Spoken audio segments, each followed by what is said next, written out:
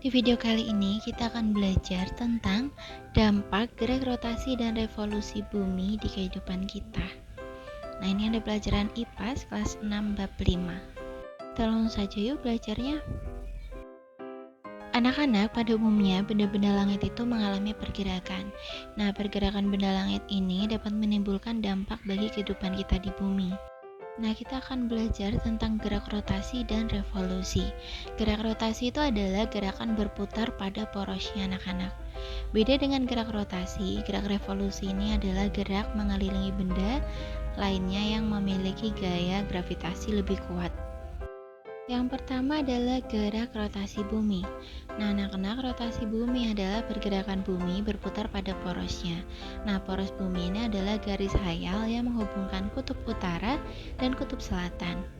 Pergerakan ini terjadi dari arah barat ke timur dan berlangsung selama sekitar 23 jam 56 menit atau hampir 24 jam. Pengaruh gerak rotasi bumi. Anak-anak, rotasi bumi itu memiliki pengaruh. Yang pertama, adanya siang dan malam, kemudian perbedaan waktu, dan juga gerak semu harian matahari. Kita akan bahas ini satu persatu. Yang pertama, peristiwa siang dan malam. Nah, anak-anak, bumi itu mempunyai sumbu atau poros yang menghubungkan kutub utara dan kutub selatan. Saat bumi berputar mengelilingi poros ini akan terjadi pergantian siang dan malam. Bagian bumi yang menghadap matahari akan mengalami siang, sedangkan bagian bumi yang membelakangi matahari akan mengalami malam. Selanjutnya, pengaruh rotasi bumi adalah perbedaan waktu. Nah, perbedaan waktu ini disebabkan oleh perbedaan garis bujur di setiap negara. Ada 24 zona waktu di bumi. Nah, anak-anak, kota Greenwich di Inggris itu disepakati sebagai garis bujur 0 derajat dan dijadikan sebagai dasar pembagian waktu internasional. Kalau anak-anak ingin tahu, di Indonesia pun juga terbagi menjadi 3 zona waktu loh. Yang pertama ada waktu Indonesia Barat atau WIB, kemudian ada waktu Indonesia bagian tengah atau WITA, dan waktu Indonesia Timur atau WIT. Nah, selisihnya dari waktu Indonesia Barat ke tengah itu adalah 1 jam. Kemudian dari tengah ke timur juga 1 jam. Dari barat ke waktu Indonesia Timur itu selisihnya 2 jam anak-anak. Jadi misalnya ini di Jawa jam 7, di Papua itu sudah jam 9. Selanjutnya, pengaruh rotasi bumi adalah gerak semu harian matahari.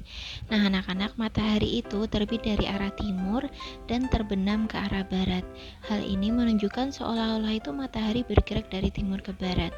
Nah, ini disebut gerak semu harian matahari. Anak-anak, gerak semu harian matahari adalah terlihatnya matahari seolah-olah bergerak dari timur ke barat. Nah, gerak ini disebut semu karena sebenarnya matahari itu tetap diam dan tidak bergerak. Pergerakan semu harian matahari ini disebabkan oleh rotasi bumi yang membuat matahari seolah-olah mengelilingi bumi. Anak-anak, karena tadi kita sudah belajar tentang gerak rotasi bumi, sekarang gerak revolusi bumi.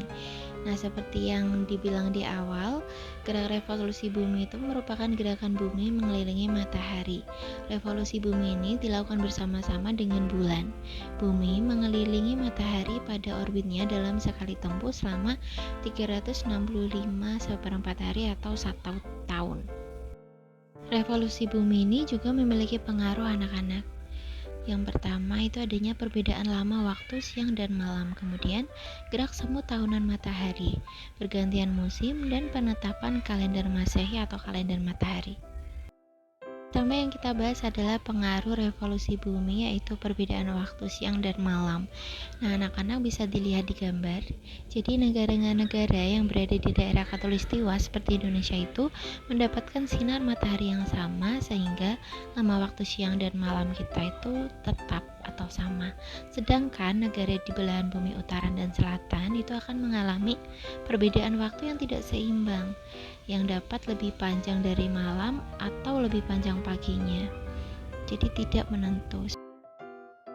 Pengaruh revolusi bumi selanjutnya adalah gerak semu tahunan matahari.